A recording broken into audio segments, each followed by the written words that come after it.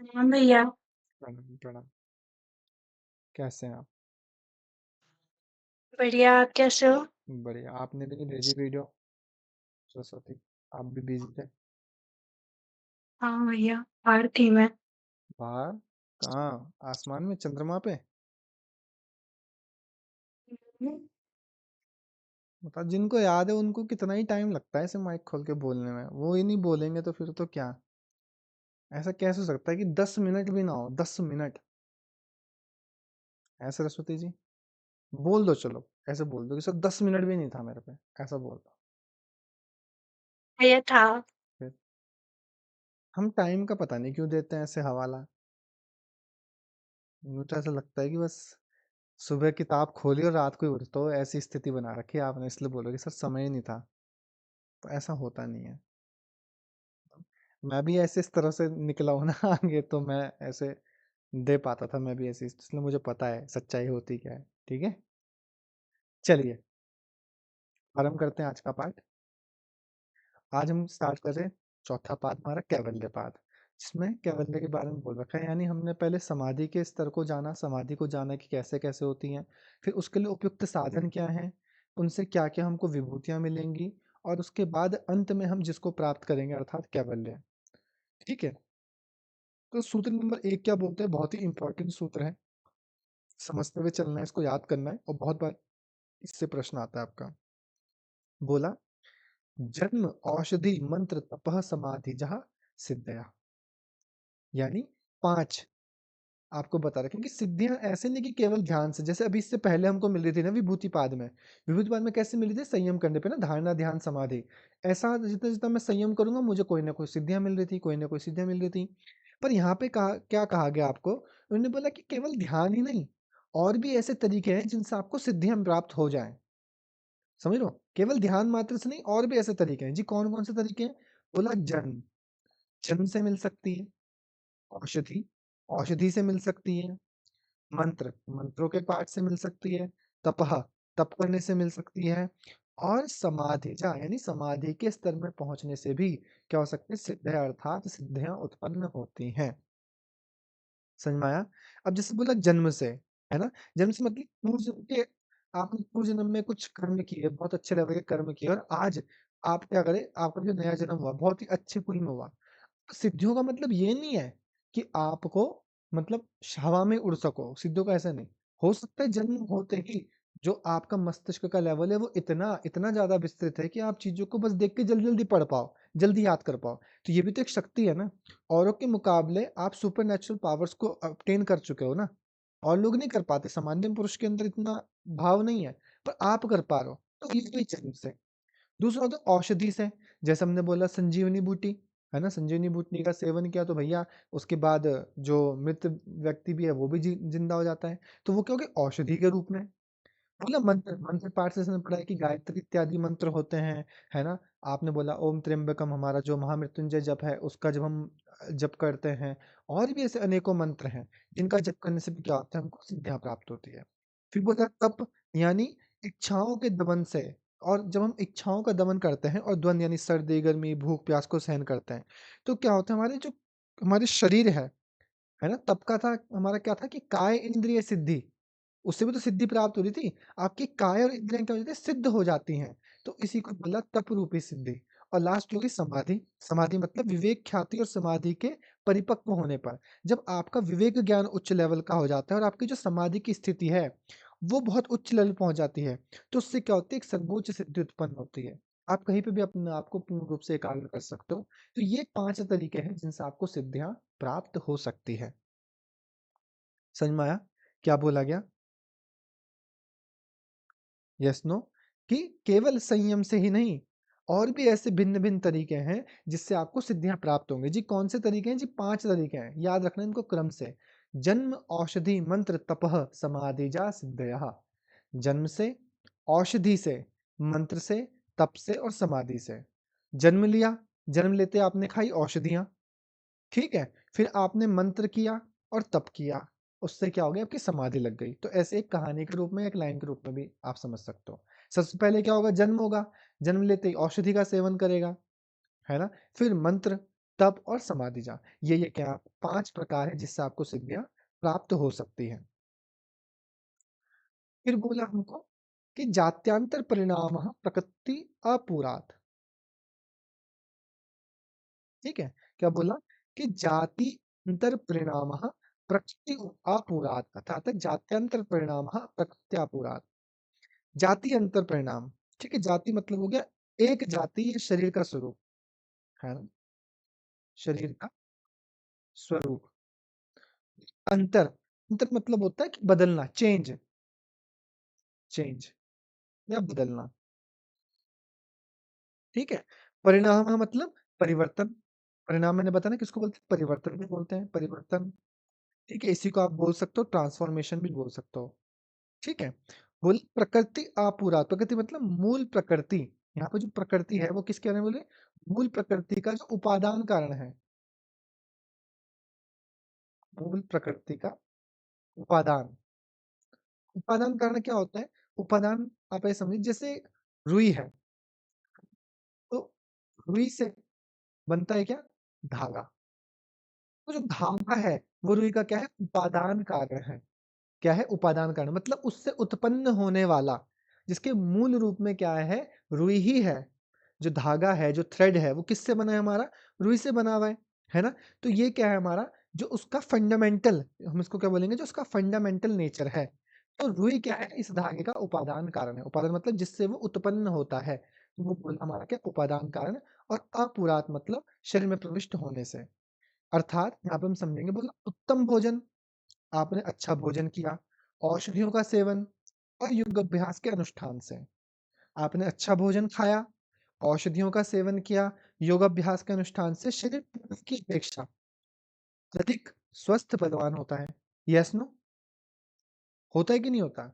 जैसे आप अभी जो जिस भी स्वास्थ्य में है, जैसे नेहा मैम बोल रही तबीयत खराब है, पूजा मैम बोल रही मेरी तबीयत खराब है, तो अभी ये करेंगे जब ये उत्तम भोजन ग्रहण करेंगे कि सात्विक आहार क्या है, मैं सात्विक आहार पे चली जाती हूँ, लाइट भोजन, औषधि, जो भी उसके लिए नेसेसरी औषधि है उनका सेवन करेंगे और योग अभ्यास में अपने आप को पवित्र रखेंगे। तो उससे इनका जो शरीर है वो पूर्व की अपेक्षा यानी अभी की अपेक्षा अधिक स्वस्थ हो जाएगा और बलवान हो जाएगा तथा रंग रूप व आकृति में भी विशेष परिवर्तन हो जाता है। ये क्यों होता है? प्रकृति के मूल कारणों के कारण। क्यों होता है? ये प्रकृति के कारण होता है। जैसे यहाँ पे क्या बोल रहे हैं कि जैसे एक छोटी-सी जो तितली होती है ना, एक कैटरपिलर होता है ना? जैसे पत्ता है, पत्ते में यहाँ पे कैटरपिलर चिपका रहता है। तो बोल रहे हैं कि जब वो कैटरपिलर तितली में बदलता है, यहाँ पे कैटरपिलर चिपका है, लेकिन आगे जाके क्या होता है, एक तितली में बदल जाता है ऐसे, ठीक है? तितली में बदलता है।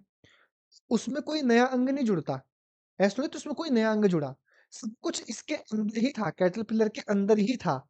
पर क्या हुआ, उस प्रकृति से ही, उस प्रकृति के मूल गुणों में ही कुछ क्या हुआ, परिवर्तन हुआ। Yes no? जैसे आप अभी अस्वस्थ थे, अस्वस्थ से आप स्वस्थ हुए। तो क्या इसमें कोई नई चीज़ घटित हुई क्या? बताओ? कोई नई चीज़ घटित हुई? नहीं। सब कुछ वैसा ही तो था। आपने आज मुझे देखा, आज मेरा स्वरूप ऐसा है, ठीक है? जैसा भी मैं दिखता हूँ। आप मुझे 10 साल बाद देखोगे, तो 10 साल बाद हो सकता है मेरा थोड़ा स्वरूप बदल जाए। पर जो स्वरूप बदला, तो क्या वो कहीं से नया आया क्या? क्यों मेरे अंदर ही व्याप्त था? बताओ? मेरे अंदर ही था ना, जो परिवर्तन हुआ मेरे अंदर से ही तो हुआ। यानी वो प्रकृति के मूल गुणों के कारण ही परिवर्तन होता है। तो जो भी जात्यांतर परिणाम होता है, यानी शरीर का जो अवस्थान्तर परिणाम है, शरीर के रूप, रंग, आकृति, विशेष, जिस भी चीज़ में जो परिवर्तन होता है, परिणाम मतलब परिवर्तन होता है, वो क्यों होता है? मूल प्रकृति के उपादान कारण के कारण। मूल प्रकृति का जो मूल गुण है, उपादान मतलब जिसका मूल गुण है, उसमें होने वाले चेंजमेंट के कारण, बस। कुछ नई चीज़ ना तो ऐड होती है, ना आपके शरीर से कुछ जाती है। वो चीज़ आपको पता ही नहीं है। जैसे इस कैटरपिलर को पता ही नहीं कि इसके अंदर पंख के भी गुण हैं। किसी और को लगेगा कि क्या होता होगा, शायद वो बड़ा होके ना पंख कहीं से जुड़ते होंगे। तो कहीं से जुड़ते थोड़ी हैं। वो उस कैटरपिलर के अंदर ही है, वो अपने आप ही जैसी उसको अवस्था मिली, उसमें क्या हो गया, वो उत्पन्न हो गया। जैसे रुई के अंदर कैपेसिटी थी धागे को बनाने की, तो धागा बना। अगर उसके अंदर वो थ्रेड की कैपेसिटी नहीं होती तो कैसे बनता? नहीं बन पाता ना। मिट्टी के अंदर गुण था ना घड़ा बनाने का, तभी तो बना, कि नहीं बना? उसी तो घड़ा बना। आप धागे से क्यों नहीं बना पा रहे हो घड़ा? क्योंकि उसके अंदर वो वाली क्वालिटी नहीं है शायद।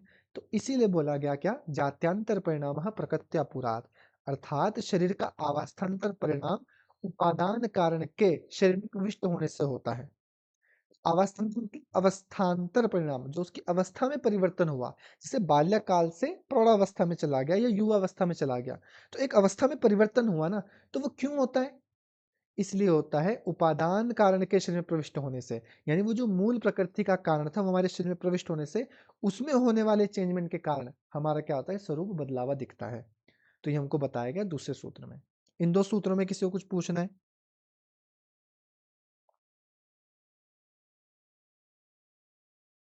कुछ पूछना है इन दोनों सूत्रों में से? सर सेकंड वाला थोड़ा समझ नहीं आया। ठीक है, मैं दोबारा बताता हूँ। ये क्या बोल रहा है, दोबारा सुनिए एग्जाम्पल एक बारी, कि जब एक छोटी सी कैटरपिलर तितली में बदलती है, एक छोटा सा कैटरपिलर तितली में बदलता है, तो बाहर से कोई नया अंग नहीं जुड़ता, नहीं जुड़ता ना, उसकी अपनी प्रकृति ही रूपांतरित होकर पंखों का रूप ले लेती है। उसकी अपनी मूल प्रकृति ना, तो ये प्रकृति आपुरात, यानी प्रकृति का जो मूल कारण है वो ही परिवर्तित होकर पंख का रूप ले लेता है। इसी प्रकार एक साधारण मन योग अभ्यास से बदलकर दिव्य मन में परिवर्तित हो जाता है। तो कुछ नया थोड़ी हुआ। अगर आपने आज आपका स्वभाव जैसा भी हो, किसी का राजसिक होगा, किसी का तामसिक होगा, किसी का मिश्रित होगा, है ना? पर आप जब योग अभ्यास करते रहोगे, निरंतर करते गए और आज से आने वाले 10 साल बाद आप बिल्कुल एक ऐसे हो चुके हो जिसका जीवन ही बिल्कुल सात्विक हो चुका है। तो ये परिवर्तन आया कहाँ से? कोई नई चीज़ थोड़ी आई आपके अंदर। कुछ नई चीज़ आई? नहीं आई ना। तो उसमें क्या हुआ, आपका जात्यांतर परिणाम, उसी को ही क्या बोलते हैं, जात्यांतर परिणाम। उस परिवर्तन का ही नाम है जात्यांतर परिणाम। उसी को मैं दूसरे नाम से क्या बोल सकता हूँ, अवस्थान्तर परिणाम भी उसी को बोलूंगा। जो जात्यांतर परिणाम है ना, उसी का ही दूसरा नाम है अवस्थान्तर परिणाम। तो वो क्यों हुआ? वो बोले वो जो अवस्थान्तर परिणाम होता है वो क्यों होता है? उन्होंने बोला प्रकृति आपुरात, अर्थात उपादान कारण के शरीर में प्रविष्ट होने से। उपादान कारण कौन था? ये मूल प्रकृति शरीर में प्रविष्ट थी। इसी ने क्या किया, अपने आप को उस स्वरूप में बदल दिया। जैसे कैटरपिलर के अंदर ही गुण थे, परंतु वो अवस्था मिलने के बाद जब वो उससे बाहर निकला कैटरपिलर, तब उसने तितली का स्वरूप लिया। तो उसके शरीर के अंगों ने ही, वही अंग थे उसके अंदर, पर उन्होंने ही क्या करा, उसके पंखों का स्वरूप ले लिया। और कहीं से आए नहीं, ना बाहर से कहीं से कोई एड ऑन हुआ, ना कोई सब्सट्रैक्शन हुआ, उसके शरीर में ही वो परिवर्तन हुआ। समझ में आया? तो यही बोला कि जो भी हमारे अंदर अवस्थान्तर परिणाम होता है, वो प्रकृति के उपादान कारण के कारण ही होता है। समझ रहे? उपादान कारण के फलस्वरूप होता है। ये चीज यहाँ पे बोली गई। ठीक है?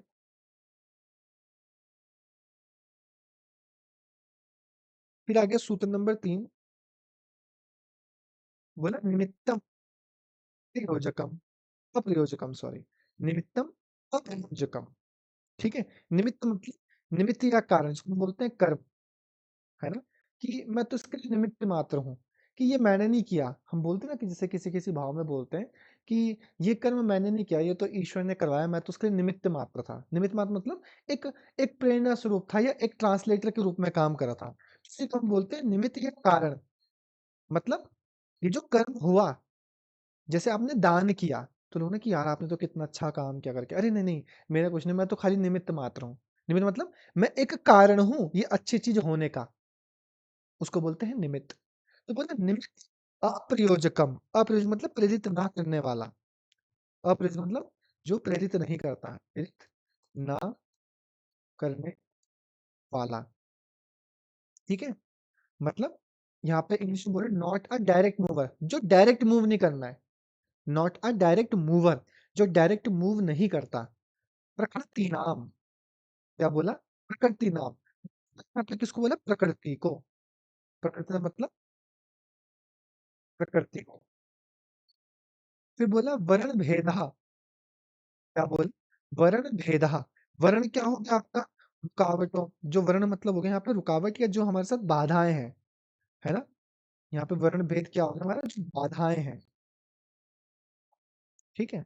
वर्ण भेद अर्थात प्रतिबंध, यहाँ पे जैसे बोला प्रतिबंध का निवारण होता है। यानी वो जो बाधाएं हैं, है ना, उनका क्या होता है, निवारण होना, उन बाधाओं को भेदना, बाधाओं का हटना। ततः क्षेत्रिकवाद, ततः मतलब होता है उस, क्षेत्रिकवाद मतलब किसान के कार्य के समान, क्षेत्र यहाँ पे हो गया कि किसान की भांति, ठीक है। अब इसको हम एक बार समझते हैं। बोल रहा है कि धर्म आदि निमित्त अर्थात औषधि सेवन और योग अभ्यास आदि शरीर के उपादान कारण के प्रेरक नहीं होते। एक लाइन में बताता हूँ मैं आपको इसका मतलब क्या है हमारा,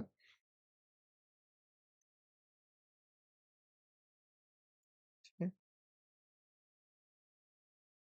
हाँ, ये बोल रहे हैं कि धर्म या योग अभ्यास का, ठीक है, जैसे आपके अंदर जो भी धर्म आदि परिवर्तन हो रहे हैं, जो भी आप योग अभ्यास करते हो, वो क्या बोलते हैं कि प्रकृति को चलाता नहीं है। मतलब आपके जो धर्म है, धर्म मतलब जैसे हमने बोलते हैं कि इस वस्तु का धर्म क्या है, हम जब पढ़ते थे ना कि धर्म लक्षण अवस्था, तो वहां पे धर्म किस चीज को बोला था हमने, किसी वस्तु का धर्म अर्थात, स्वरूप है, हाँ जी, जो उसका मूल स्वरूप है। हाँ, जिसका मूल स्वरूप है ना? तो क्या बोल रहे हैं, उस धर्म के कारण या फिर योग अभ्यास जो होता है हमारा, जो भी मैं योग अभ्यास कर रहा हूँ या जो भी मैं अभ्यास में रत हूँ, चाहे क्रिया योग हो, अष्टांग योग हो, तो बोले प्रकृति को चलाता नहीं है। मतलब उसके कारण मेरी जो प्रकृति है वो चलायमान नहीं होती। मैंने जब योग अभ्यास किया, यहाँ पे बोल रहा है कि निमित्त प्रयोजकम, यानी जो कारण है, जो भी कारण स्वरूप है, प्रयोजक मतलब प्रेरित करने वाले, प्रकृति को जो प्रेरित करने वाले कारण है, प्रकृति मतलब मेरा जो शरीर है। अब मैंने जैसे अभी इससे पहले वाले सूत्र में क्या हुआ, बोला ना कि हमको कि जब हम औषधि वगैरह का सेवन करते हैं, तो क्या होता है, हमारे अंदर एक परिवर्तन आता है ना? क्या बोलते हैं, जात्यांतर परिणाम प्रकृति आपुरात। तो वैसे ही मैंने बोला कि जब मैं योग अभ्यास वगैरह करता हूँ, है ना, कि औषधि सेवन से योग अभ्यास आए थे, शरीर के उपादान कारणों के प्रेरक नहीं होते। उपादान कारण के प्रेरक मतलब कि अगर मैं योग अभ्यास करता रहूंगा, इससे ऐसा थोड़ी है कि ये योग अभ्यास करने से ही मेरा शरीर परिवर्तित हो रहा है, कि उसकी वजह से मेरे शरीर में कुछ नया हो रहा है। आपको लगता है कि योग अभ्यास करने से आपके शरीर में कुछ नया ऐड ऑन होगा? उपादान कारण मतलब मैंने बताया ना, जैसे धागे का उपादान कारण क्या है, रुई है ना? रुई इसका उपादान कारण है। तो उपादान कारण से थोड़ी प्रेरित हो रहा है, वो थोड़ी बदल रहा है उपादान कारण उसका। जितना मैं योग अभ्यास करूंगा तो जो उसका मूल कारण है वो थोड़ी परिवर्तित होगा, है ना? वो क्या करता है, जो हमारे शरीर में बाधाएं हैं, यहाँ पे बोला ना वर्ण भेदस्तु, वो खाली बाधाओं को हटाता है। अब मैं इसको थोड़ा इजीली समझाता हूँ। जैसे कि आपकी तबीयत खराब है ना? किसी ने बोला कि मुझे क्या है, बैक पेन, ठीक है? अब बैक पेन है, तो उसने क्या किया, योग अभ्यास किया, कैट का पोज किया, हल्का माइल्ड बैक बेंडिंग करी। जब उसने योग अभ्यास किया तो उसका बैक पेन दूर हुआ। अब जब बैक पेन दूर हुआ, तो मुझे एक चीज बताओ कि योग अभ्यास ने किया क्या? योग अभ्यास ने उसके अंदर कोई चीज डाली? क्या किया? जो हमारे मतलब जिस कारण से बैक पेन हो रहा था उसको रिमूव किया, उन कारणों को तो रिमूव बाधा किया को। होगा उसने। योग अभ्यास को जैसे जैसे मैंने प्रयास किया, अभ्यास किया, तो वो जो बाधाएं थी, वो जो नस नाड़ियों में हमारा प्रवाह था, रक्त प्रवाह था या प्राणों का प्रवाह था, जो अवरुद्ध हो रहा था, मसल्स अच्छे से स्ट्रेच नहीं हो रही थी, उसने उन दोष रूपी कारणों को ही तो हटाया। और किसको हटाया? उन दोष रूपी कारणों को हटाया। तो इसीलिए हमको बोला गया कि जैसे किसान तथा क्षेत्रिकवाद, किसान की भांति, जैसे किसान क्या करता है, किसान का ऐसे खेत है, किसान क्या करेगा, अगर किसान को सभी खेतों में पानी डालना है तो उसने पानी यहाँ पे चलाया, अब वो हर खेत पे अलग अलग पानी नहीं डालेगा, केवल इसके बीच की जो बाधाएं हैं इनको हटा देगा, तो पानी स्वतः ही सभी फ्लो में, सभी क्यारियों में पहुंच जाएगा, ठीक है। तो इसीलिए बोला कि निमित्त प्रयोजकम प्रकृति नाम, मतलब ये जो हमारे अंदर प्रयोजकम मतलब परिवर्तन होता है, इसमें जो मूल कारण है वो प्रकृति नहीं होती, वो क्या होता है, बाधाओं के हटने से होता है। मतलब उसमें कुछ भी प्रकृति का ऐसा कारण नहीं है या प्रयोजन नहीं है, प्रेरित करने वाला कारण नहीं, जिसके कारण से मेरे अंदर परिवर्तन हो, ऐसा कोई भी भाव नहीं है प्रकृति का। केवल उसका भाव कितना है, वो हमारे अंदर जो भेद है, जो दोष है, वर्ण भेदस्तु, उन बाधाओं को हटाने का काम करती है, बस। जो भी मैं योग अभ्यास कर रहा हूँ, जो भी मैं धर्म आदि के साधन का उपयोग कर रहा हूँ, उससे मेरे शरीर में कुछ भी नया नहीं होगा, कुछ भी ऐड ऑन नहीं होगा। वो क्या है, एक कारण के रूप में काम करते हैं, वो एक निमित्त के रूप में काम करते हैं। कैसा? प्रकृति के द्वारा बनाए हुए, प्रकृति के द्वारा बनाए हुए एक निमित्त के रूप में काम करते हैं। जैसे एक किसान खेत वो हर जगह से सींचने के लिए केवल बाधाएं जो उसके बीच में वो होते हैं ना, डॉल बनाते हैं या मेड़ बनाते हैं, उन मेड़ों को तोड़ता है और पानी स्वतः पहुंच जाता है। ऐसे ही जब हम योग अभ्यास करते हैं तो वो दोषों को हटाता रहता है, और जो मेरे अंदर प्राणों का प्रवाह है या रक्त का प्रवाह है या जो अंदर स्वास्थ्य का मेरा वर्धन होना है, वो स्वतः ही होता रहता है। समझ में आया? और मैं एग्जांपल समझाने की कोशिश करता हूँ ये कैसे बोल रहे हैं। यहाँ पे बोलना चाह रहे हैं कि शुभ कर्म या योग का अभ्यास प्रकृति को धकेल कर कार्य नहीं करता। मतलब ये मेरी प्रकृति है ना, 17 स्तंभ रूपी। तो जितना भी मैं योग अभ्यास करूंगा या धर्म साधना करूंगा, ये मेरी प्रकृति को धकेलेगा नहीं। धकेलेगा मतलब इसको पुश नहीं करेगा, प्रकृति में परिवर्तन नहीं लाएगा। ये सिर्फ क्या करेगा, जो दोष उत्पन्न हो रहे थे, जो अज्ञान पर था, ये केवल उन अज्ञानों को हटाना स्टार्ट कर देगा। प्रकृति तो ऐसी रहेगी, शरीर तो ऐसी रहेगा, केवल जो बाधाएं थी, जो अज्ञान था, जो क्लेश थे, जो वृत्तियां थी, ये उनको हटाएगा। जैसे ही वो हटने लग जाएंगे, इसका ज्ञान अपने आप ही उभरने लग जाएगा, अपने आप तो होगा। तो जब भी मैं कोई धर्म आदि साधनों का प्रयोग करता हूँ, तो यहाँ पे जो निमित्त है, निमित्त मतलब जो भी मैं धर्म आदि साधन कर रहा हूँ या जो भी मैं योग अभ्यास कर रहा हूँ, तो वो सब क्या करेंगे, वो प्रेरक नहीं है। प्रेरक नहीं है अर्थात वो प्रकृति को चेंज नहीं करते। वो क्या करते हैं, केवल बाधाओं को हटाने का काम करते हैं। समझ रहे हो मेरी बात? Yes no? दोबारा बोलता हूँ कि निमित्त अप्रयोजक, अर्थात निमित्त, निमित्त मतलब जो कारण है, कौन कौन से कारण? योग अभ्यास, औषधियों का सेवन या धर्म के मार्ग पर आगे बढ़ना, धर्म का आचरण करने वाले जो भी आप साधन को उपयोग कर रहे हो, वो क्या है, प्रयोजक मतलब प्रेरक नहीं है। किसके लिए? प्रकृति के लिए। वो प्रकृति को प्रेरक नहीं करते। वो क्या करते हैं, केवल वर्ण भेदस्तु, अर्थात वो जो प्रतिबंधक हैं, जो बाधाएं हैं, उनको निवारण करने का काम करते हैं। वो प्रकृति में कोई चेंजमेंट नहीं लाते, उसके मूल कारण में कोई चेंज नहीं लाएंगे। प्रकृति तो वैसी की वैसी ही रहेगी, है ना? जब हमने पहले पढ़ा था दूसरे पाठ में, तो वहां पे क्या बोलते हैं कि कृतार्थम प्रति नष्टम अपि नष्टम तदन्य साधन, कि जो लोग कृतार्थ होते हैं उनके लिए प्रकृति नष्ट हो जाती है। प्रकृति परिवर्तित नहीं होती, उनके भाव रूप में वो नष्ट हो जाती है। यही तो बोला था। तो वही चीज यहाँ पर भी थोड़ा सा और हायर लेवल बता रहे हैं कि प्रकृति में चेंजमेंट नहीं होगा।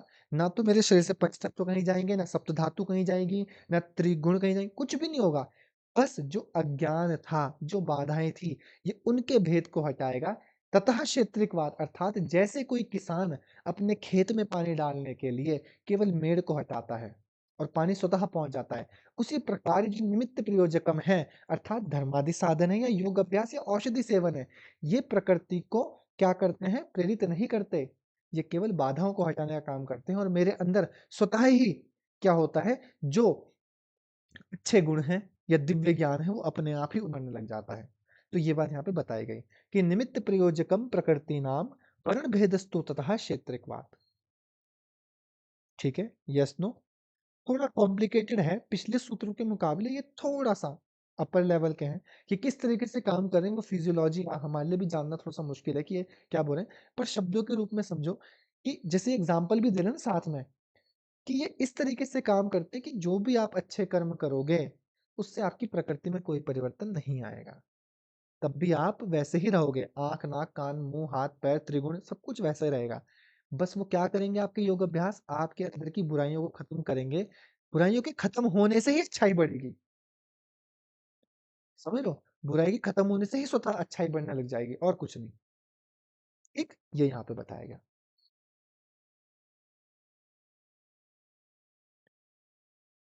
फिर बोला कि निर्माण चित्तानी अस्मिता मात्रात। निर्माण चित्तानी अस्मिता मात्रा, यानी जो निर्माण चित्त है, निर्माण मतलब चित्त का जो निर्माण करते हैं। चित्त का निर्माण मतलब जो योगी है, वो अपने अकॉर्डिंग ना भिन्न भिन्न प्रकार के चित्तों का निर्माण कर सकता है। जो योगी है वो अपने अनुसार भिन्न भिन्न चित्तों का निर्माण कर सकता है। उन सबका जो मूल कारण है या जिस कारण से वो चित्त उत्पन्न हो रहे हैं, उनका जो मूल कारण है वो क्या है, स्मिता मात्रा। यानी वो जो सब चित्त है वो कहाँ से उत्पन्न होते हैं, अहंकार से उत्पन्न होते हैं, यानी मैं के भाव से उत्पन्न होता है। अब कैसे उत्पन्न करता है?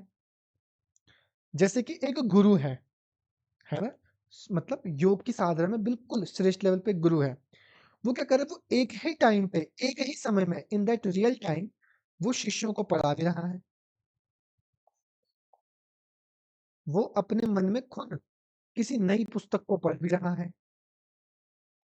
वो ही भाव रूप में किसी की सेवा भी कर रहा है। समझ लो? वो ही जाके किसी की और कुछ मनोभाव भी कर रहा है। ऐसे तो उसका है तो वो एक ही इंसान ना, पर एक रियल टाइम में ही उसका मन जो है वो भिन्न-भिन्न, उसका जो चित्त है वो अनेक रूपों में कार्य कर रहा है। एक ही समय में इन दैट रियल टाइम उसका चित्त क्या कर रहा है? अनेक रूपों में कार्य कर रहा है। कर रहा है कि नहीं कर रहा है? पर इन सब के जो निर्माण के पीछे मूल कारण है, वो क्या है? मैं का भाव। उसके पीछे जो कारण है वो क्यों होता है? अस्मिता के कारण। वो मैं के कारण कि मैं ये भी कर सकता हूँ, मैं इसमें भी अपने आप को प्रेरित रख सकता हूँ, मुझे ये भी करना चाहिए, मुझे दूसरों की मदद भी करनी चाहिए, मैं थोड़ा-सा ये भी देख लूँ, वहाँ जाके पेड़ भी देख लूँ। तो उन सब के पीछे जो कारण है वो क्या होता है? मैं अर्थात अस्मिता होती है। थोड़ा और समझते हैं कि सिद्धियाँ प्राप्त करने के बाद योगी एक साथ कई कर्मों के भोग या कई स्थानों पर कार्य करने के लिए अनेक चित्त का निर्माण कर सकता है। कि एक ही योगी यहाँ से बैठे-बैठे दीक्षित जी को भी पढ़ा लेगा। यहाँ से जाके यहीं से बैठे-बैठे यूएसए में कोई उनका स्टूडेंट बैठा है, उससे भी साक्षात्कार कर लेगा। एक ही योगी है वो, पर वो क्या कर सकते हैं? निर्माण चित्तानि, मतलब वो विशिष्ट उपायों से, विशेष उपाय मतलब अपने साधनों से, अपने अभ्यास के उच्च लेवल पर क्या कर सकता है? अनेक प्रकार के चित्त कर सकता है, और अनेक चित्तों का निर्माण करने का जो मूल कारण है, वो क्या है? एक प्योर ईगो होती है, एक अस्मिता होती है। अस्मिता मतलब मैं का भाव होता है। ठीक है? चूँकि अस्मिता व्यापक है मतलब सर्वव्यापी जिसको बोलते हैं, पूर्ण है। योगी उस एक कारण से कई कार्य साधक मन प्रकट कर सकता है। वो क्या है? व्यापक है। मतलब जो मैं का भाव है ना, वो जुड़ा हुआ कारण है उसके साथ। तो वो उस मैं के कारण ही क्या कर सकता है? अनेक प्रकार के चित्तों को अपने कार्य स्वरूप, अपने भोग स्वरूप या अपनी इच्छाओं की पूर्ति हेतु अलग-अलग अपने कार्य साधनों को पूर्ण करने हेतु क्या कर सकता है? निर्माण कर सकता है। उदाहरण क्या दे रहे हैं? कि जैसे एक मुख्य कंप्यूटर है, जैसे एक मास्टर सर्वर से कई वर्चुअल कंप्यूटर्स क्या हो सकते हैं? चला दिए जाएँ। होता है कि नहीं होता हमारा? एक मेन कंप्यूटर है ना? उससे अन्य कंप्यूटर चल जाते हैं। जैसे स्टार टोपोलॉजी होती है हमारी, होती है ना? स्टार टोपोलॉजी, बस टोपोलॉजी, है ना? रिंग टोपोलॉजी ऐसे होती है। तो स्टार टोपोलॉजी कैसी होती है? यहाँ बीच में कंप्यूटर है और वो अनेक कंप्यूटर से जुड़ा हुआ है, ऐसे। एक मेन कंप्यूटर है पर वो सभी सिस्टमों पे काम कर रहा है।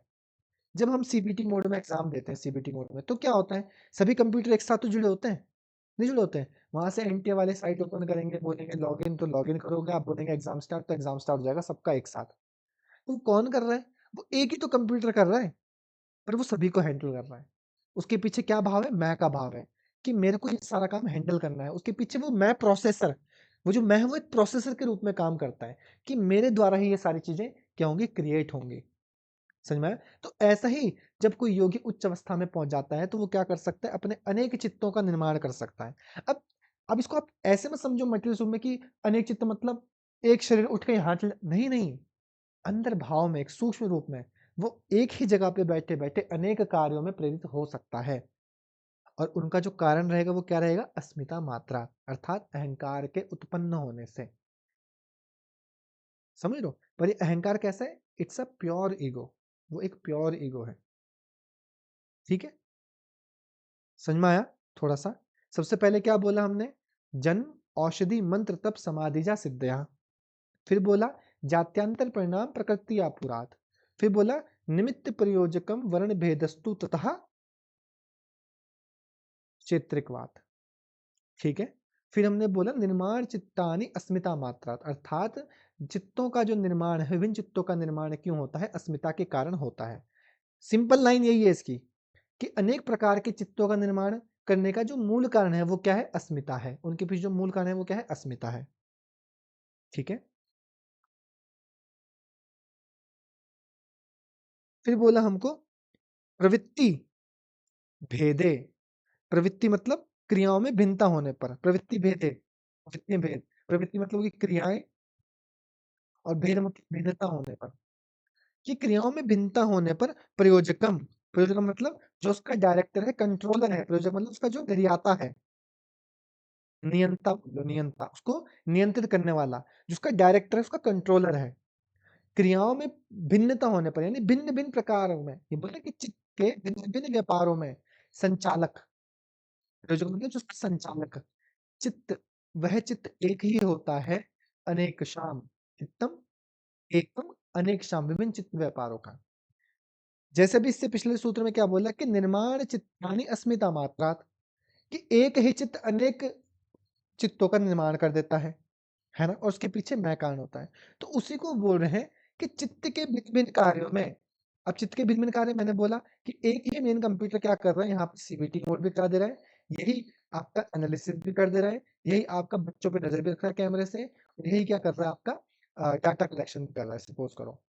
पूरा चित्त के भिन्न भिन्न कार्यों में, चित्त के विभिन्न कार्यों अर्थात क्रियाओं, विचारों, तरंगों और संचालक, जैसे ये हो गई क्रिया, सीबीटी मोड, संचालक, ये अलग अलग कार्यों का नियंत्रक अहंकार तत्व से ईश्वर द्वारा निर्मित एक ही चित्त होता है। यानी इन सबके पीछे जो काम कर रहा है, वो काम करने वाला जो चित्त है वो एक ही है।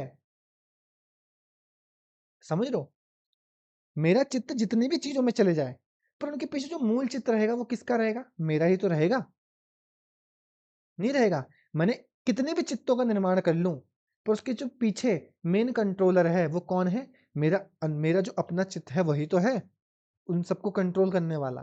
तो इसलिए बोला प्रवृत्ति भेदे प्रयोजकम चित्तम एकम अनेशकशाम, यानी भिन्न भिन्न क्रियाओं में प्रवृत्त होने के कारण, है ना, भिन्न भिन्न क्रियाओं में प्रवृत्त होने के कारण उनका जो नियंत्रित करने वाला वो एक ही चित्त है।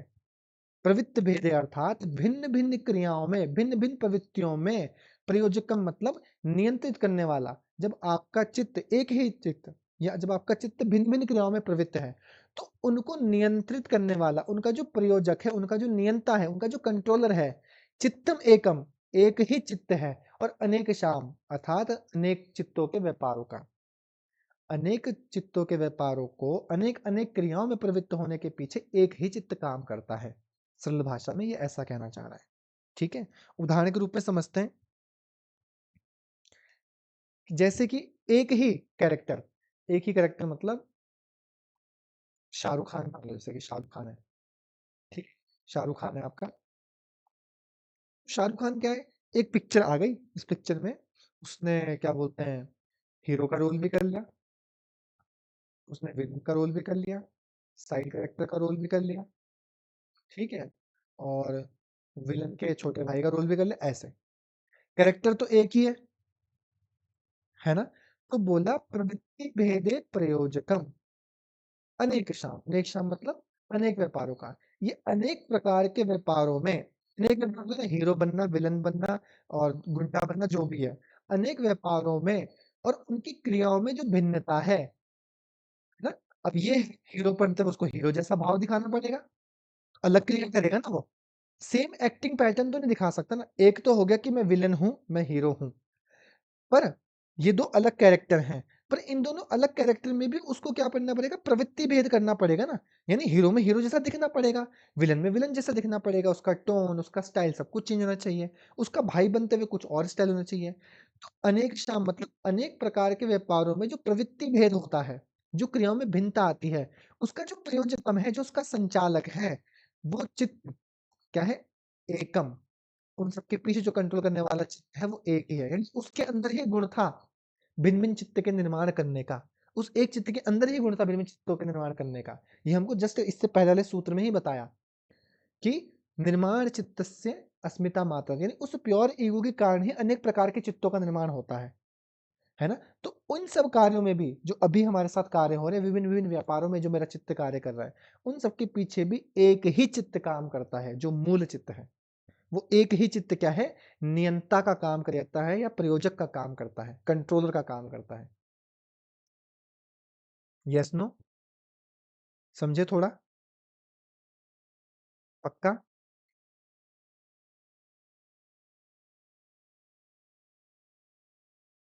ठीक है, क्या क्या पढ़ा हमने, 5 सूत्र। सबसे पहले हमने पढ़ा जन्म औषधि मंत्र तप समाधि जा सिद्धया। क्या बोला, जन्म औषधि मंत्र तप समाधि जा सिद्धया, यानी इन 5 तरीकों से भी सिद्धियां प्राप्त हो सकती है, जन्म से, औषधि से, मंत्र से, तप से और समाधि से। फिर हमको बोला जात्यांतर परिणाम प्रकृत्यापुरात, अर्थात जात्यांतर जो परिणाम होता है, यानी जो अवस्थान्तर परिणाम होता है, वो क्या होता है, प्रकृति आपुरात होता है। यानी जो हमारी मूल प्रकृति है उसके कारण होता है ना, उसमें कोई भेद नहीं होता, पर उसी के ही ग्रोथ के कारण होता है। फिर बोला हमको कि हाँ, निमित्त प्रयोजकम प्रकृतिनाम वर्ण भेदस्तु ततः क्षेत्रिकवाद, अर्थात मैं जो भी धर्म साधनों का प्रयोग कर रहा हूँ निमित्त रूप में, धर्म साधन का या योग अभ्यास का जो भी मैं काम कर रहा हूँ, उनका जो प्रयोजकम है, यानी वो क्या करते हैं, प्रेरित नहीं करते। मैं जितने भी काम करूं, मैं योग साधना कर रहा हूं, वो कुछ भी प्रकृति को, प्रकृति ना मतलब प्रकृति को प्रेरित नहीं करते परिवर्तन के लिए। वो केवल क्या करते हैं, वर्ण भेदस्तु, केवल बाधाओं का नाश करते हैं। अर्थात मैं जो भी साधना के पक्षों को, साधना के पदों को या साधना के तरीकों को अपनाऊंगा या उनका अभ्यास करूंगा, उससे मेरी प्रकृति में कोई परिवर्तन नहीं होगा। अर्थात वो मेरी प्रकृति को प्रेरित नहीं करेंगे किसी भी प्रकार से। वो क्या करेंगे, केवल और केवल वर्ण भेदस्तु, अर्थात जो बाधाएं हैं उनको हटाने का काम करते हैं। बस मेरी प्रकृति में कुछ रूप से, मूल रूप से कोई परिवर्तन नहीं होगा। केवल मेरे अंदर ही जो अज्ञान, द्वेष, क्लेश इत्यादि दोष रूपी जो वो बने हुए थी बाधाएं, केवल ये उसका नाश करते हैं और हमारे अंदर क्या होता है, स्वतः परिवर्तन हो जाता है। ततः क्षेत्रिकवाद, अर्थात जैसे एक किसान पानी को विभिन्न खेतों में जाने के लिए क्या करता है, अनेक प्रकार के मेड़ों को तोड़ देता है और पानी स्वतः पहुंच जाता है, उसी प्रकार से।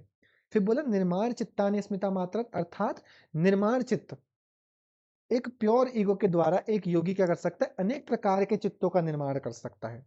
अब वो जो अनेक प्रकार के चित्त हैं वो क्या करते हैं, प्रवृत्ति भेद प्रयोजकम चित्तम एकम अनेकशाम, अनेकशाम मतलब अनेक प्रकार के व्यापारों में जो प्रवृत्ति भेद है, यानी भिन्न भिन्न क्रियाओं में, हीरो बनने के लिए, विलन बनने के लिए, दोस्त का भाई बनने के लिए, जो अनेक प्रकार के, ये सब हो गए काम। इन सब कामों में जो अलग अलग क्रियाएं हो रही हैं, उनमें जो मेरा चित्त है वो क्या करता है, एक ही चित्त नियंता का काम करता है, यानी कंट्रोलर का काम करता है।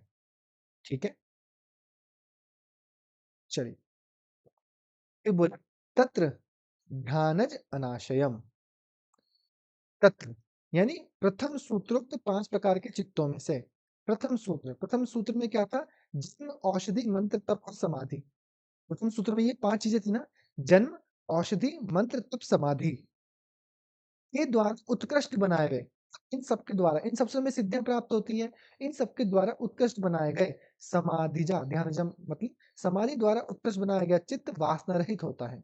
यानी जब सपोज करो कि जैसे आपका जन्म हुआ है ना, जन्म हुआ मतलब अब आप, जब आपको जन्म से किसी चीज के संस्कार मिलेंगे, उस संस्कारों के कारण आपने जो भी पूर्व जन्म में संस्कार किए होंगे, अब जब आपको संस्कार मिले, अब क्या होगा, उसके पीछे कहीं ना कहीं क्या होगा, एक वासना तो बनी रहेगी, संस्कार तो बने रहेंगे, नहीं बनेंगे, क्योंकि पूर्व जन्म के संस्कार के कारण आपका ये वाला जन्म हुआ।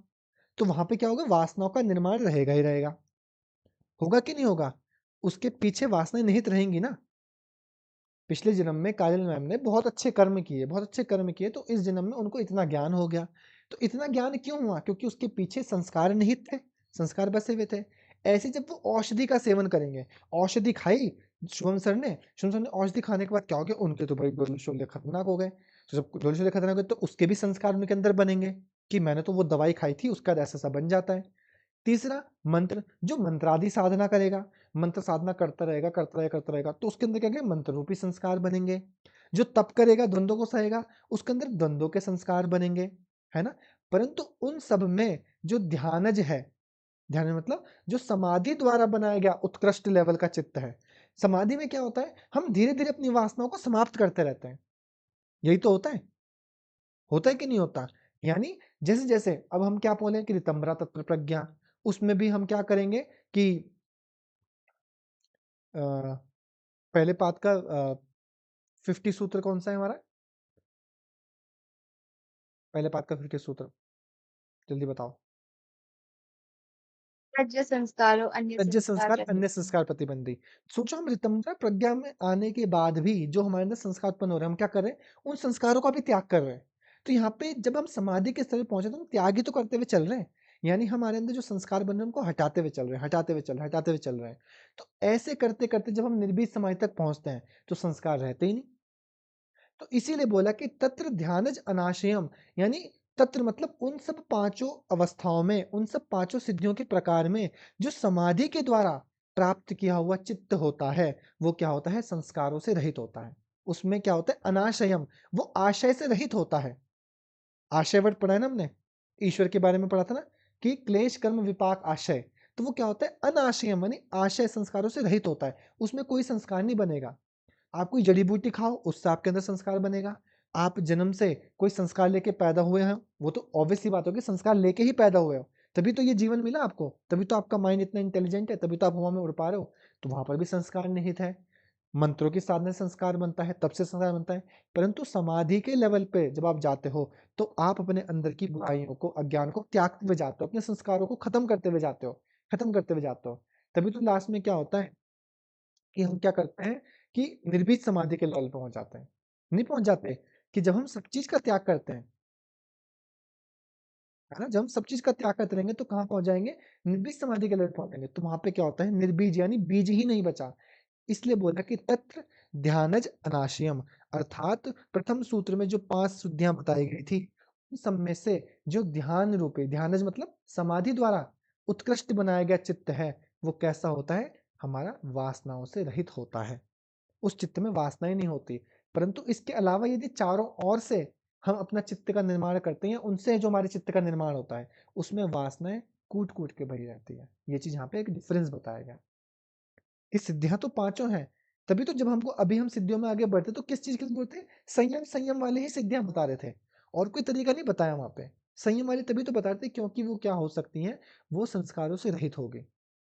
पर यदि फिर भी आपके अंदर संस्कार आए तो आपको क्या करना है, कि वही वित्थाने सिद्धियां, है ना, कि समाधोपसर्गा वित्थान सिद्धियां, कि यदि आपको लगता है कि वो समाधि के मार्ग में उपसर्ग है और वित्थान काल में सिद्धियां, तो उनको भी त्याग करते हुए आगे बढ़ते रहो भाई। यही तो बोला हमको।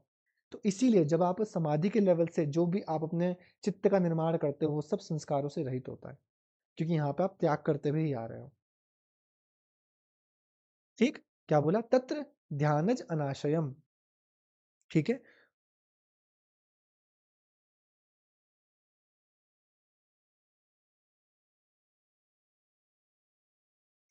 देखो एग्जाम्पल क्या दे रहे हैं इसके लिए, बोले औषधि या मंत्र से सिद्धि पाना ऐसा है जैसे दाग पर इत्र छिड़क देना। जो आपने मतलब मंत्र से, तप से, जन्म से वो कहते हैं कैसे, कोई दाग लगा हुआ है, उस दाग पर आपने इत्र छिड़क दिया, तो क्या होगा उससे, वो दाग भी दिखता रहेगा और वो और महकेगा भी। हटेगा थोड़ी उससे कि हट जाएगा, नहीं हटेगा ना। परंतु जब हम ध्यान सिद्धि की बात कर रहे हैं तो वो क्या है, वो ऐसा है कि जैसे वो जो दाग लगा हुआ था उसको आपने एक डिटर्जेंट से धो दिया, तो डिटर्जेंट धोने के बाद क्या होगा, उसका जो दाग था वो दाग नहीं दिखाई देता। इसी प्रकार जो वो जो चित्त है उसमें क्या रहता है, कोई भी संस्कार नहीं बनता। परंतु जो हमारे उपरोक्त या जो पूर्व में बताई गई बात, पहले की जो तरीके हैं, जन्म, मंत्र, औषधि, तप, ये चारों, इन सब में क्या होता है, संस्कार बना ही रहता है। ठीक है, ये हमको यहाँ पे बताया गया। बोला हमको सातवां, ये भी बहुत इंपॉर्टेंट सूत्र है, बोला कर्म। कर्म तो आप लोग को पता ही है, कर्म कौन कौन से, अशुक्ल अकृष्णम, कौन सा कर्म, अशुक्ल अकृष्ण योगिनः, यानी जो हमारे अशुक्ल और अकृष्ण कर्म है, योगिनः मतलब योगी के हैं। यानी योगी को कौन से कर्म करने चाहिए, बोला कर्म अशुक्ल अकृष्ण योगिनः, अर्थात योगियों के अशुक्ल अकृष्ण कर्म होते हैं। मैंने बताया अशुक्ल अकृष्ण कर्म, अशुक्ल अकृष्ण कर्म मतलब ना तो अच्छे ना तो बुरे। तो जो योगी होता है वो कौन से कर्म करता है, निष्काम, ना तो अच्छा ना बुरा, यही तो कर्म करता है।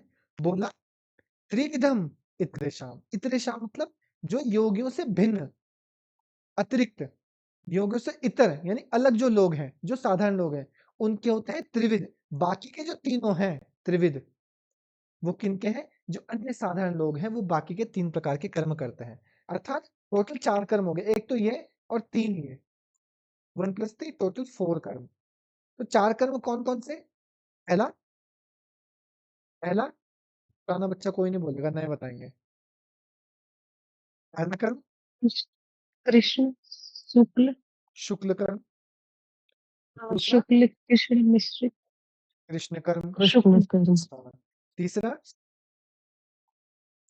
शुक्ल कृष्ण कर्म, शुक्ल कृष्ण 3, चौथा तो हो गया अशुक्ल अकृष्ण। शुक्ल मतलब होता है सफेद, सफेद मतलब अच्छे, शुभ शुभ कर्म।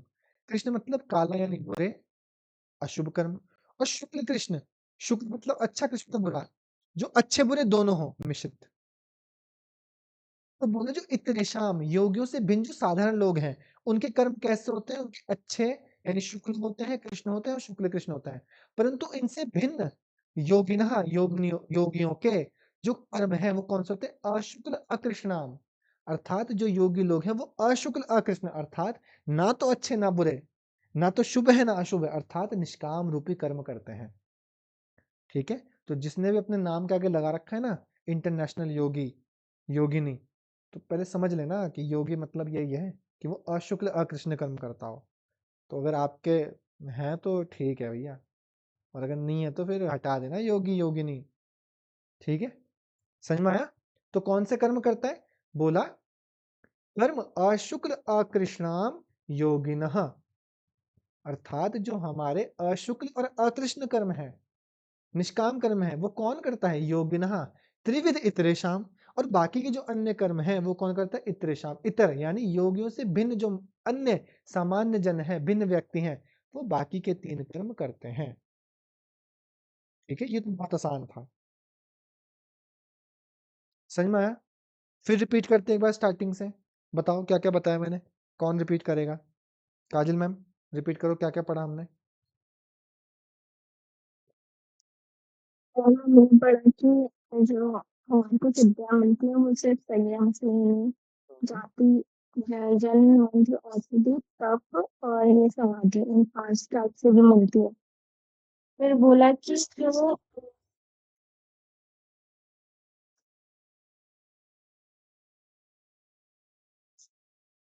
तो दूसरा जो था कि जो हमारा प्रकृति में चेंज आता है वो उसका कारण नहीं है, मतलब जाति अंतर और जो परिणाम आ रहा है वो प्रकृति का मूल कारण नहीं है, तो उसका उपादान कारण है, मतलब कि हमारा पहले से ही उस मतलब स्वरूप वो ही है, बस उसमें बाधा आ चुकी है इसलिए वो परिवर्तित दिखाई देता है। फिर बोला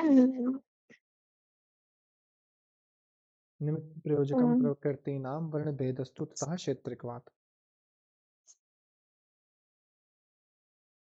तो इसमें यही बोला है कि जो प्रकृति है वो मतलब यही वाला बोला है कि जो प्रकृति है उसका स्वरूप जो है जो दिखाई देता है वो नहीं है, मतलब जो परिवर्तन हो रहा है वो नहीं है, उसमें बाधा होने के कारण, जैसे आपने वो वाला बताया था कृषि किसान वाला बताया था कि जैसे अगर हम उसकी बाधा हटा देंगे या बाढ़ हटा देंगे तो पानी सारा उसमें प्रभाव होता जाएगा। ठीक है, और जो फोर्थ है वो है कि जो निर्माण चित्त है,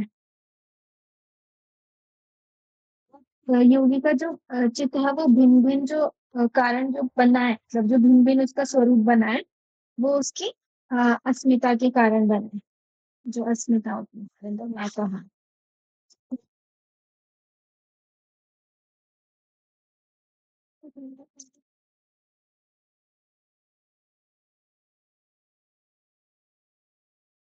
देखिए जो हमारा मतलब सिक्स वाला जो सूत्र है वो कहता है कि जो हमारा चित्त है उसके जो भिन्न भिन्न कार्य हैं और वो जो भिन्न-भिन्न कार्य करता है एक ही समय पे, तो उसका जो संचालक है, नियंत्रण है, वो केवल मतलब एक ही चित्त है। एक ही चित्त उसको भिन्न-भिन्न कार्यों के लिए प्रेरित करता है, ठीक है, ऐसा।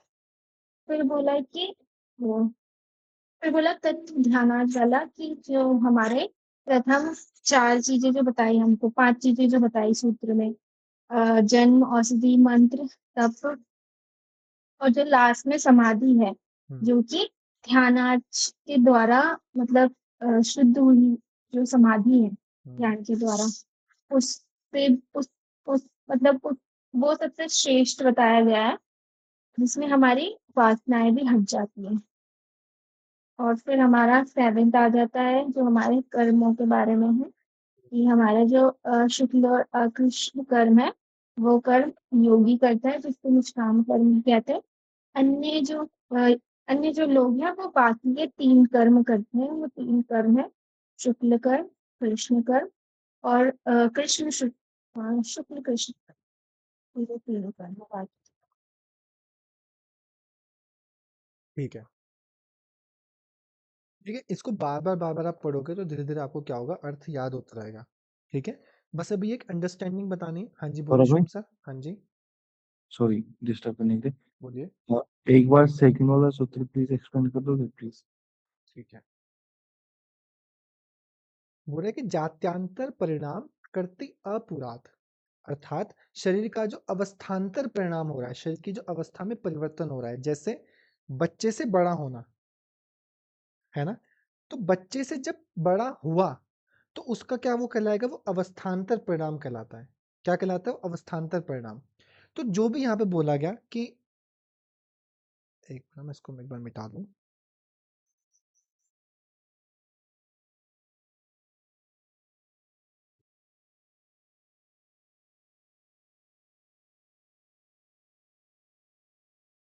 ठीक है, बोला देखो कि जाति अंतर परिणाम, जाति अंतर मतलब जातियों के शरीर इत्यादि जो जाति है हमारी ना, उसमें जो एक अंतर परिणाम हो रहा है, जाति अंतर परिणाम मतलब जो अवस्थान्तर परिणाम हो रहा है, परिणाम मतलब परिवर्तन, है ना। शरीर का जो परिवर्तन हो रहा है, प्रकृति अपुरात, प्रकृति अपुरात मतलब उपादान कारण के शरीर में प्रविष्ट होने से होता है।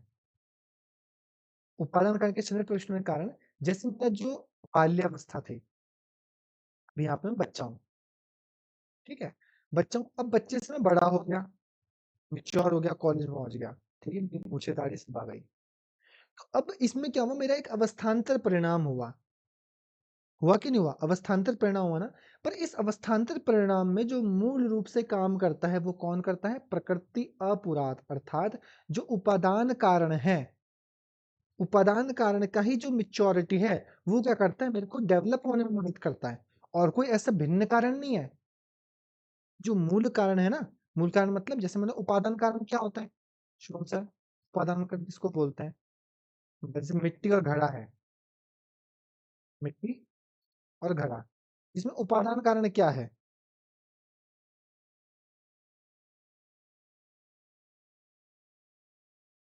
Shubham sir, Shubham sir. हम्म, मिट्टी। मिट्टी, मिट्टी उपादान कारण क्यों है, क्योंकि मिट्टी से ही घड़े का परिवर्तन हुआ, यस नो, या है ना। तो वही बोले कि जो मेरे अंदर अवस्था में परिवर्तन आया ना, वो क्यों आ रहा है, वो उस मिट्टी से ही तो आ रहा है। मिट्टी मतलब मेरी जो बाल्यकाल अवस्था है, उसी में होने वाले परिवर्तन के कारण, था वो शरीर में ही नहीं, पर उसमें होने वाले परिवर्तन के कारण ही मैं जो आज अवस्थान्तर परिणाम आपके सामने हूँ, वो प्रकट होता है। ओके, मतलब कि हाँ जो कारण है उसी कारण में परिवर्तन होना, हाँ है ना? हाँ जी। अच्छा, ठीक है।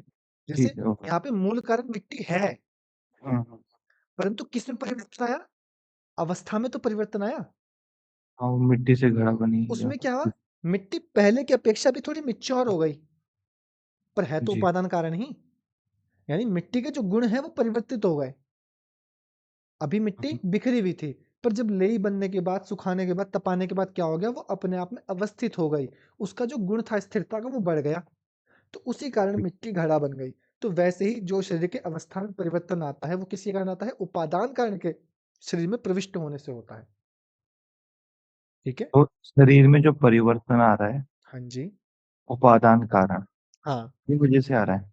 हाँ जी, वही बोल रहे हैं वो कि उपादान कारण की वजह से ही आ रहा है, था वो पहले से ही, हाँ हाँ हाँ। एक्चुअल बात ये है कि था वो पहले से ही, और उसी की वजह से परिवर्तन आता है, और कोई तरीका नहीं है। मतलब वो जो ये बात बताना चाहते हैं वो इस बारे में बोलते हैं कि आप ये मत समझो कि जो आपके शरीर में परिवर्तन है वो बाहर से कुछ घटित होता है। हम्म। वो ये चीज समझाना चाहते हैं आपको कि बाहर से कुछ घटित नहीं होता। एक बच्चा जब बड़ा हुआ इसका मतलब ये नहीं कि वो जादू से बड़ा हो गया। अरे आपने 10 साल बाद देखा ना उसे, दीक्षा जी ने जी। मुझे 10 साल बाद देखा, तो इसका मतलब ये थोड़ी कि बीच में कुछ ऐसा हुआ कि मेरे को किसी ने फूंक मारे, मैं एकदम फूल के बड़ा हो गया, ऐसा थोड़ी हुआ। वो मेरे अंदर जो उपादान कारण था उसी के ही कारण से हुआ, वो पहले से ही निहित था और उसमें वो मेच्योरिटी होना लाजमी थी। तो वो जैसे जैसे बढ़ता गया मैं बड़ा होता गया, पर उनको देखने में लग रहा है कि शायद ये एकदम से कैसे परिवर्तित हो गया। जिसको मतलब ऐसे बोलेंगे जो उपादान उपादान कारण था, हम्म इसलिए परिवर्तन आया, या उपादान में जो हेतु था, जो कारण था, उसकी वजह से?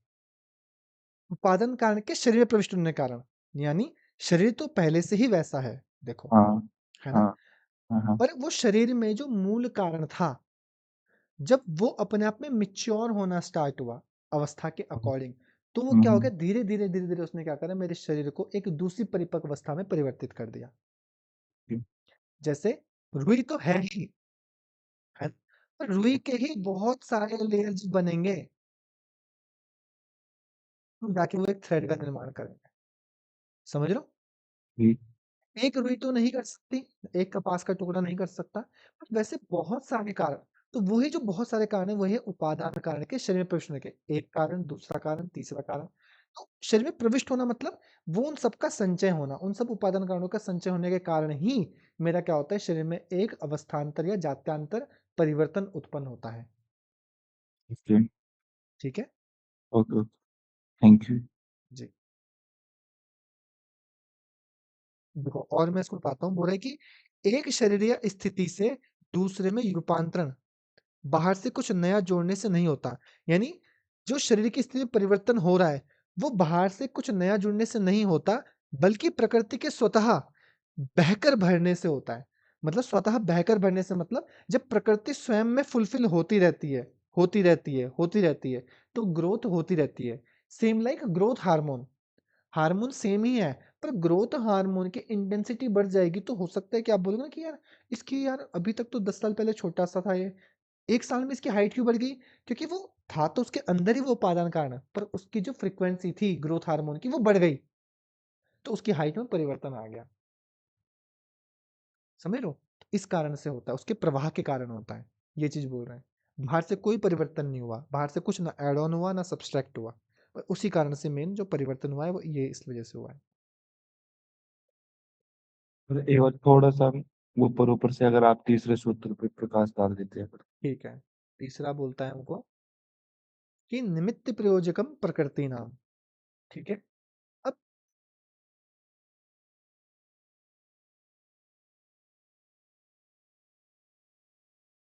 देखो, निमित्त अप्रयोजकम, निमित्त मतलब जो भी निमित्त रूप में काम करते हैं, ये सब मैंने योग अभ्यास किया, है ना?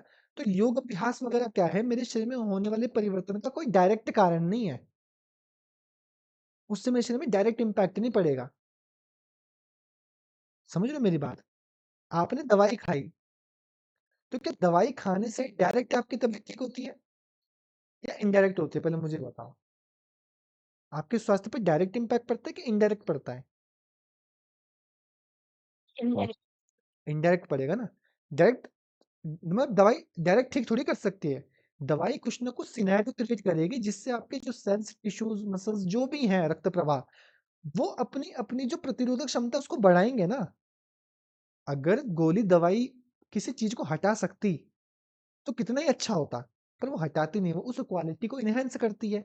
ऐसे ही जो आपने धर्म के आचरण को चुना या आपने योग अभ्यास किया, वो क्या है, निमित्त प्रयोजकम अप्रयोजकम, अर्थात धर्म आदि साधन क्या है, प्रेरक नहीं है। किसमें? प्रकृति नाम, शरीर के उपादान कारणों में। उपादान मतलब शरीर के उस कारण से जो परिवर्तन होता है, उसमें धर्म आदि साधन कोई महत्वपूर्ण भूमिका नहीं निभाते। समझ रहे हो हम सर? वो कोई मेन रोल नहीं निभा रहे हैं उसमें, कि आपके शरीर में जो परिवर्तन होगा उसमें उनका कोई मेन रोल नहीं है। डायरेक्ट योग के अभ्यास से आपके अंदर कोई सात्विक परिवर्तन नहीं आएगा। वो क्या करेंगे, वर्ण भेदस्तु, अर्थात जो वो सात्विक कारणों को होने से रोकने वाले कारण हैं, वो उनका निरोध करते हैं।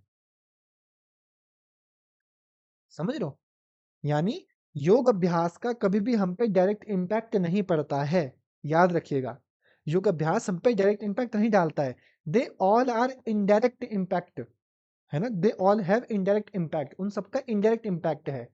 वो क्या करेंगे, इनडायरेक्टली कैसे डालेंगे, योग अभ्यास करने से मेरे मन की स्थिति अच्छी होगी, मेरे सेल्स का नरिशमेंट अच्छा होगा, उसके कारण मुझे अच्छा लगेगा, उसके कारण मेरी शारीरिक मानसिक स्वास्थ्य है वो फुलफिल होगा।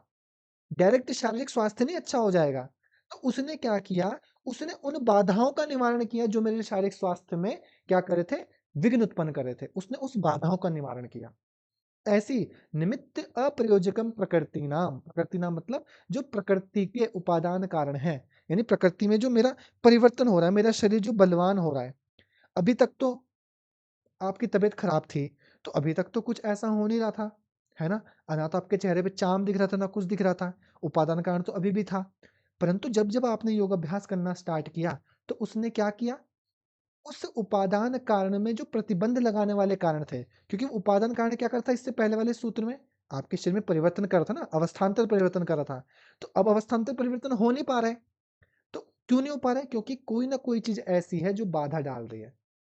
तो योग अभ्यास करते ही वो बाधा हटती है और जो वो उपादान कारण है वो अपना काम करना स्टार्ट करता है और हमारे अंदर वो जो परिवर्तन है, जात्यांतर परिवर्तन, वो उत्पन्न हो जाता है।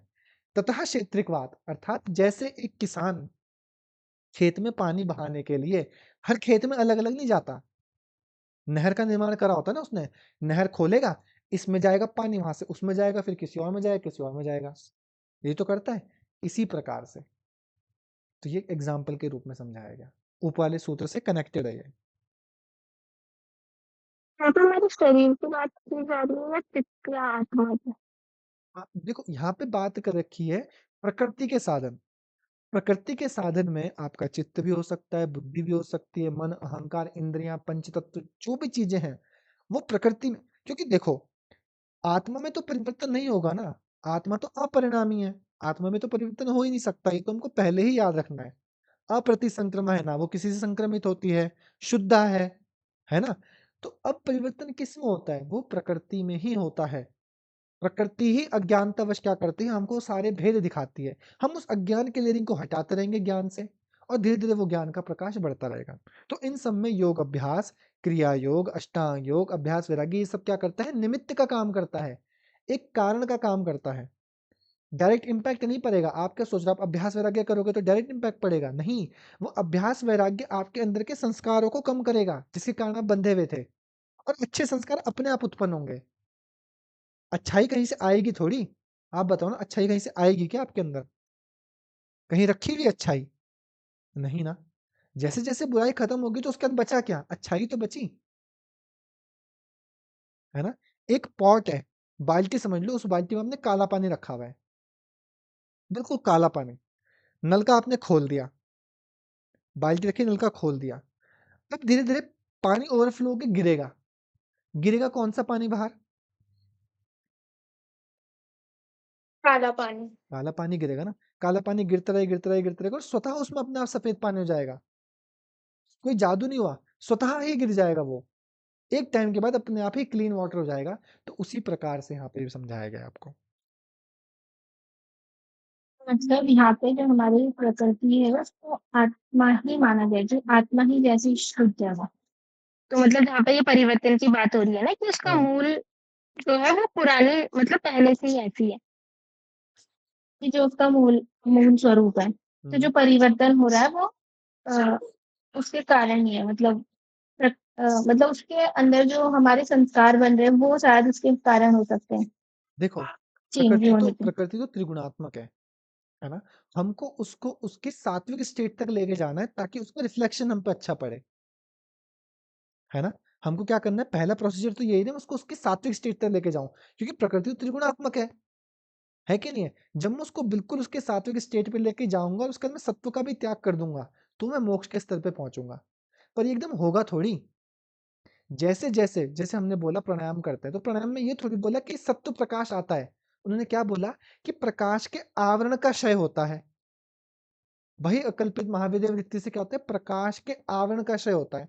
तो ऑब्वियस सी बात है कि आवरण का क्षय होने का मतलब ये है प्रकाश का ऊपर बढ़ना। दोनों में अंतर नहीं है, समझ रहे हो? वो ये नहीं बोला कि ज्ञान बढ़ता है, उन्होंने बोला कि प्रकाश के ऊपर जो आवरण है वो हटता है। और उसके हटने का मतलब ही, दूसरा मतलब यही है कि आपके अंदर जो प्रकाश यानी सत्व है वो बढ़ेगा। यही तो मतलब हुआ। तो यहाँ पर भी वही काम हो रहा है कि प्रकृति जिन जिन कारणों में अपने आप को प्रेरित कर रही है, या जो उनके अंदर चीजें हैं उसमें जो बाधा उत्पन्न कर रहे हैं ना मुझे ग्रोथ करने के लिए, वो केवल उन बाधाओं को रोकेगी। समझ में आया? अपने आप, क्योंकि अब हमको बोला सत्व पुरुषो शुद्धि साम्य कैवल्यम इति, अर्थात इसका मतलब क्या हुआ कि सत्व पुरुषो शुद्धि साम्य,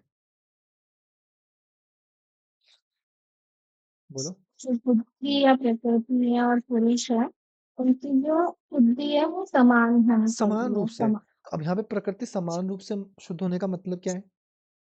आत्मा तो तो शुद्ध वो है ही आत्मा की है ना? आत्मा तो शुद्ध है ही है, वो उसमें क्यों आएगा परिवर्तन? तो आत्मा को तो कॉन्सेप्ट से हटा दो, पर प्रकृति में ही जो हमारे अहंकार, चित्त, वासनाएं, ये सब कहाँ इंक्लूड हो रहे हैं? ये सब उस प्रकृति के अंदर ही हो रहे हैं, उस चित्त के अंदर ही हो रहे हैं। तो जैसे जैसे वो क्लीन होता रहेगा और उसकी अवस्था में, देखो उसके क्लीन होने से हमें प्रभाव क्या पड़ेगा, पहले हमको ये समझना जरूरी है। उसके क्लीन होने से ये प्रभाव पड़ेगा कि उसका रिफ्लेक्शन हम पे पड़ना कम हो जाएगा, जिस रिफ्लेक्शन के कारण मैं अपने मूल स्वरूप को जान नहीं पा रहा हूँ ना, क्योंकि वृत्तियों का रिफ्लेक्शन पड़ रहा है, उसी कारण मैं अपने आप को वैसा मान रहा हूँ। और जब वो क्रिस्टल क्लियर हो जाएगी प्रकृति ही, यानी उसमें जब वृत्तियां खत्म हो जाएगी, मैं बदला थोड़ी, मैं तो मैं ही था, बस अब वो जो प्रभाव था वो पड़ना बंद हो गया। समझ लो, यानी वो जो लाइट थी, लाइट के आगे जो लाल पन्नी लगाई थी, मैंने लाल पन्नी हटा दी। लाइट अपने आप में लाइट ही है और मैं अपने आप में मैं ही हूं। और अब मैं देख पा रहा हूँ कि लाइट कैसी थी, और मैं तो अपने आप को जानता ही हूँ कि मैं स्वरूप में शुद्ध हूँ, मेरे पे तो वैसे भी कोई परिवर्तन था, पर जो मुझे उस पन्ने का लाइट भी लाल दिख रही थी, अब मुझे वो लाल भी नहीं दिखाई देगी, तो ये भी अपने आप में क्रिस्टल क्लियर होगी, मैं भी अपने आप में क्रिस्टल क्लियर हो गया। तो यहाँ पे मुझे दोनों का भेद समझना आसान हो गया ना, दोनों का ज्ञान करना आसान हो गया, तो मेरे लिए ओवरकम करना आसान है। अगर मैं आपको अभी दिखा दूं ना कि भाई ये चाउमीन है, देखो इस चाउमीन को मैं माइक्रोस्कोपिक लेंस से दिखा दूं कि इसमें देखो कैसे कीड़े वीड़े दौड़ रहे हैं, जब आपको वो भेद दिख जाएगा तो वो आपके गले के नीचे नहीं जाएगी, कि जाएगी तब भी, जितनी बार आप खाने की कोशिश करो आपको ऐसे याद आएगा, ओहो भैया ने क्या याद दिला दिया। क्यों नहीं जाएगी? क्योंकि आपने उसका जो स्वरूप है, बोला ना कि हर चीज क्या होती है, हम अशुचि को शुचि समझते हैं, तो वैसी तो है ना? शुद्ध नहीं है वो, तो मैं उसको शुद्ध समझता हूँ आज तक, पर जैसे ही मुझे उसका स्वरूप पता चल जाएगा सात्विक, मैं अपने आप ही उसको छोड़ दूंगा, मेरे लिए मोक्ष के मार्ग पर आगे बढ़ना आसान हो जाएगा। तो मोक्ष मतलब वहां पर आप समाधि की स्थिति में पहुंच जाओगे ना, उस पदार्थ से आप क्या हो जाओगे, समाधि की स्थिति में पहुंच जाओगे, उस पदार्थ से आप हट जाओगे पूर्णतः। समझ रहे हो? तो ये चीज यहाँ पे समझाई गई, इन सब सूत्रों का मतलब यही है। थोड़ा सा कॉम्प्लिकेटेड है मुझे पता है, ये जिस तरह की बात करते हैं, पर कोशिश करनी है हम जितना इसको समझ सकते हैं। ठीक है, चलिए लास्ट एक 8वां सूत्र पढ़ते हैं, फिर हम अपना श्लोक पढ़ेंगे। बोले कि ततः विपाक गुणानाम, ठीक है, ततः तद विपाक अनुगुणानाम, ततः मतलब जो वो कर्म थे ना मेरे ऊपर बताए गए, कौन कौन से कर्म बताए थे, उन 3 प्रकार के कर्मों से, कौन कौन से, शुभ, अशुभ और मिश्रित, यानी शुक्ल कृष्ण और शुक्ल कृष्ण, इन 3 प्रकार के कर्मों से विपाक अनुगुणानाम, विपाक मतलब क्या होता है, फल, ठीक है, अनुगुणा नाम यानी उन कर्मों के फल के अनुरूप ही, अनुगुणा मतलब अनुरूप, है ना, तद मतलब उन, जो आप कर्म करोगे उन कर्मों के फल के स्वरूप ही, एव मतलब ही, अभिव्यक्ति मतलब प्रकटता होती है, प्रकटता होती है, किसकी, किसकी प्रकटता होती है, बोली वासना नाम, वासनाओं की। अब आपने पिछले जन्म में काम ही ऐसे किए लठ खाने वाले, तो इस जन्म में आपको सोना चांदी थोड़ी देंगे, है ना? पैदा होते ही जीवन मिलेगा कुत्ते वाला, और कोई बस आपको पेलता रहेगा इधर से इधर, हट हट, कोई ना कोई कुछ ना कुछ करता रहेगा। एक बात बता रहा हूं मैं, है ना, ऐसा। या फिर आपने कुछ कर्म ही ऐसे किए, तो वासना उसी तरीके की तो बनेगी, तो जैसी वासना बनेगी अभिव्यक्ति भी वैसी प्रकट होगी, प्रकटता भी तो उसी चीज की होगी कि नहीं होगी। तो वही यहाँ पर बोला है, फिर समझिए कि शुभ अशुभ और मिश्रित इन 3 प्रकार के कर्मों से मिलने वाले फलों, अर्थात मनुष्य पशु पक्षी आदि शरीर के अनुसार ही वासनाएं संस्कार प्रकट होते हैं।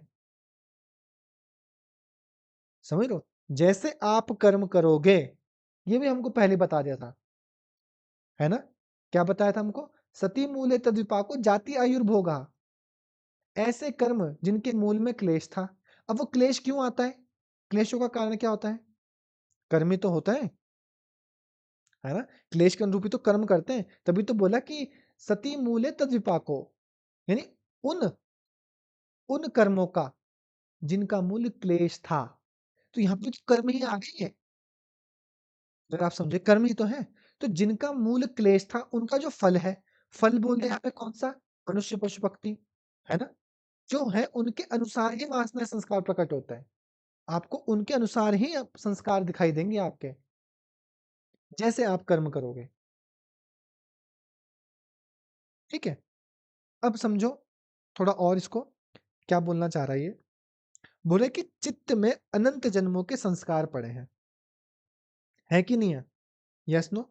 चित्त में अनंत जन्मों के संस्कार पड़े। अनंत मतलब मैं भी नहीं जानता, आप भी नहीं जानते कि कितने जन्मों के। लेट ऐसा इमेजिन कर लीजिए 100 सालों के, अभी तक के 100 सालों के आपके संस्कार पड़े हैं। 100 सालों से आप ऐसे बस घूम रहे हो। लेकिन जब पूर्व कर्मों का फल पककर जिस जाति का शरीर देता है, पहले कर्मों का जो फल है वो पका गया पका गया पका गया, अब वो जिस जाति का जन्म देता है, केवल उस शरीर के अनुकूल ही वासनाएं जागृत होती है ना? यानी ऐसा नहीं है कि मैंने आज जो कर्म किए उनके अनुसार ही मेरा, मैंने बहुत बुरे कर्म किया, ऐसा थोड़ी कि मैं अगले जन्म में कुत्ता ही बन जाऊंगा या कोई भी जानवर हो गया, भी जानवर बन जाऊंगा, ऐसा नहीं है। ये वाले संस्कार और पूर्वजन्म के संस्कारों का जब संयोग होगा, उसके अनुरूप जब देखा जाएगा कि मेरे कर्म तो बहुत ही निकृष्ट योनि के हैं, तो मुझे क्या मिलेगा? पशु रूपी जन्म मिलेगा।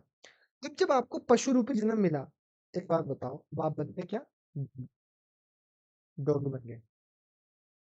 ठीक है, डॉगी बन गए आप। तो आपको लगता है डॉगी बनने के बाद आपको याद रहेगा कि मैं तो फोन चलाती थी, वाह मैं तो ऐसे भाई फोन चलाती थी, आईफोन ऐसे सेल्फी लेती थी, ऐसे करोगे क्या आप? नहीं कर पाओगे ना। तो जिस तरीके की जाति होगी वही संस्कार आपके उत्पन्न होंगे, जिस तरह की जाति होगी वही संस्कार उत्पन्न होंगे। अर्थात यदि आप पशु योनि में आए तो आपके अंदर जो संस्कार उत्पन्न होंगे या जो संस्कार अभी निहित होंगे पूर्वजन्म के, वो वही होंगे केवल जो उस पशु योनि से रिलेटेड हो, उसमें मनुष्य योनि वाले नहीं आएंगे।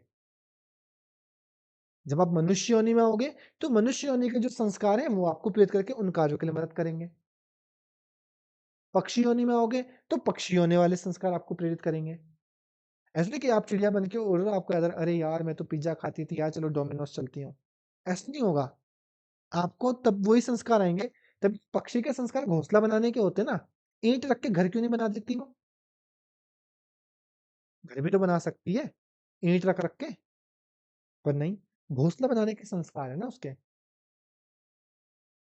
समझ रहे हो? तो जिस तरीके से आपने कर्म किए हैं, ततः तद विपाक अनुगुणानाम, यानी उन 3 प्रकार के कर्मों से उन कर्मों के फलस्वरूप ही एव अभिव्यक्ति वासना नाम, अर्थात वासनाओं की अभिव्यक्ति होती है या वासनाएं प्रकट होती है। जैसे आपने कर्म किए होंगे उनके अनुसार ही आपके कर्म फल क्या होंगे? प्रकट होंगे। उन वासनाओं के अनुसार ही आपके कर्म फल प्रकट होंगे और उनके अनुसार ही आपके अंदर फिर वो वासनाएं ही दिखाई देंगी।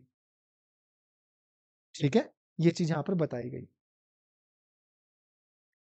यानी जाति देश काल का कोई, ये हमको नेक्स्ट सूत्र बता देगा, मैं कल आपको पढ़ा दूंगा इसको। यानी जाति देश काल का कोई भेद नहीं होता इसमें, कि यदि आप अभी आप इंडिया में थे, इंडिया में आपने इतने बुरे कर्म किए बिल्कुल पशु होने वाले, पर आपका जन्म हो गया कहाँ पे? कनाडा में, तो उससे ये थोड़ी कि कनाडा में आप हो गए तो अब कनाडा की तरह भौंकोगे, हाँ, तब भी आपके संस्कार वही रहेंगे। समझ रहे हो? जैसा आपने कर्म किए, तो इन सब चीजों का भेद नहीं होता कभी भी वहां पे।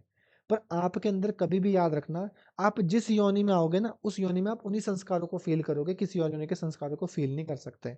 मैं मनुष्य योनि में हूं तो मैं मनुष्य योनि के ही संस्कारों को फील कर सकता हूँ, पशु योनि के संस्कारों को फील नहीं कर सकता। पशु योनि के संस्कार तब फील होंगे जब मैं पशु योनि में जाऊंगा, है ना?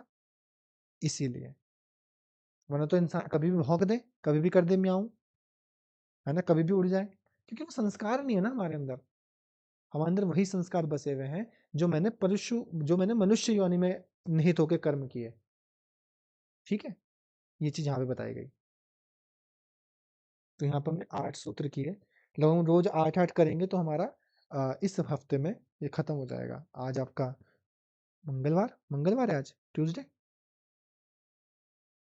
है ना? Wednesday Wednesday, Thursday Friday Saturday, ठीक है, वेडनेसडे ना आपका, तो थर्सडे फ्राइडे सैटरडे 3 दिन में हम इसको पूरा कंप्लीट कर देंगे, ठीक है। इसमें से कुछ कुछ सूत्र ही आपके थोड़े हार्ड हैं, लगभग अभी ये हो गए ना 10 10 20 20 22, मतलब 10-12 सूत्र और हैं जो थोड़े हार्ड हैं। लास्ट के सारे आसान सूत्र हैं इसमें, लगभग 12-15, वो तो बहुत आसान है, वो तो मैं आपको बहुत अच्छे समझा भी सकता हूँ, पर ये बीच के थोड़े ऐसे ही हैं, आप इनको याद करते चलो, उनकी व्याख्या को समझते चलो, बस और कुछ नहीं, ठीक है। चलिए भगवद गीता का श्लोक पढ़ लेते हैं, आज का हमारा तीसरा।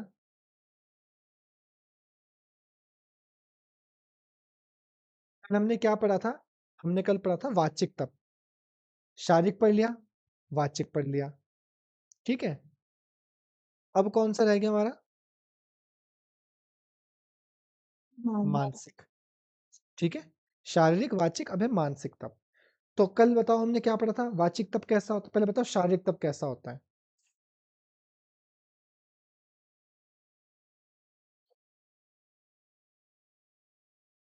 शारीरिक तप का श्लोक बताइए प्लीज, जल्दी। राज्य पूजनम और पुरातन स्वच्छ आजीवन ब्रह्मचर्य अहिंसा त्याग शरीरम तप। ठीक है, और हमारा जो वाचिक है, वाचिक तप कैसा है?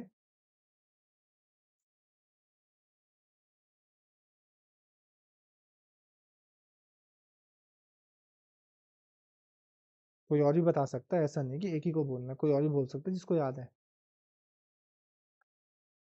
अनुद्वेगकरं वाक्यं सत्यं प्रहितं चयत् स्वाध्याय अभ्यासनं चैव वाङ्मयं तप उच्यते।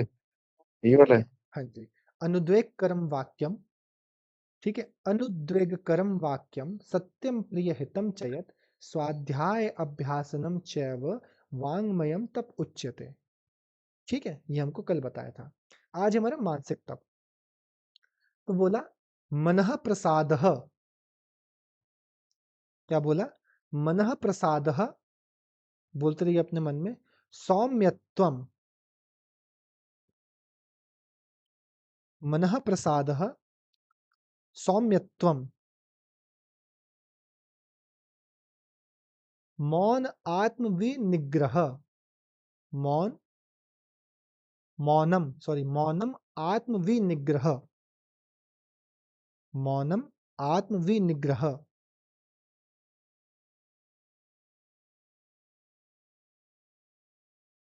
क्या क्या बोला मैंने? मनः प्रसादः सौम्यत्वम, मौनम आत्मविनिग्रह। तो मनः प्रसाद मतलब मन की प्रसन्नता, मनः प्रसाद मतलब क्या हो गया? मन की प्रसन्नता। सौम्यत्वम अर्थात कोमलता या सौम्यता, जेंटलनेस जिसको बोलते हैं, ठीक है, सौम्य भाव मतलब जेंटल भाव। मौनम, मौनम मतलब मननशील होने वाला, अनावश्यक ना बोलने वाला, है ना, मौन रहने वाला, उसको बोलते हैं मौनम। आत्मविनिग्रह, आत्मविनिग्रह अर्थात जो अपने पे नियंत्रण कराओ, जिसका मन पे नियंत्रण हो या स्वयं पे नियंत्रण हो, उसको बोलते हैं आत्मविनिग्रह। तो मनः प्रसादः सौम्यत्वम, मौनम आत्मविनिग्रह, क्या बोला मैंने? मनः प्रसादः सौम्यत्वम, मौनम आत्मविनिग्रह। फिर हो गया हमारा भाव संशुद्धि, क्या बोला मैंने? भाव संशुद्धि, भाव संशुद्धि मतलब भावों की भली भांति शुद्धता, मतलब आपके जो भाव हैं उसमें कोई निष्कपटता ना हो, कोई कलुषता ना हो, आपके भाव पूर्ण रूप से क्या हो? शुद्ध हो। तो भाव संशुद्धि इति, ठीक है, भाव संशुद्धि इति एतत् तपो, ठीक है, भाव संशुद्धि इति एतत् तपो मान मानस उच्यते, एतत् तपो मानस उच्यते। तो भाव संशुद्धि इति एतत् तपो, यानी एतत् मतलब ऐसे तप को, मानस उच्यते या मानसम उच्यते, ऐसे तप को मानस तप यानी मानसिक तप कहा जाता है, ठीक है। तो भाव संशुद्धि कौन कौन से शब्द हो गए से मनः प्रसाद, एक हो गया मनः प्रसाद, दूसरा हो गया सौम्यत्वम, तीसरा हो गया मौन, चौथा हो गया आत्म विनिग्रह। कौन कौन सा? मनः प्रसाद, सौम्यत्वम, मौन, आत्म विनिग्रह और 5 हो गया भाव संशुद्धि। ये 5 वर्ड समझ में आया? क्या क्या बोले? मनः प्रसादः सौम्यत्वम, मौनम आत्म विनिग्रह, भाव संशुद्धि इति एतत् तपोमानस उच्यते।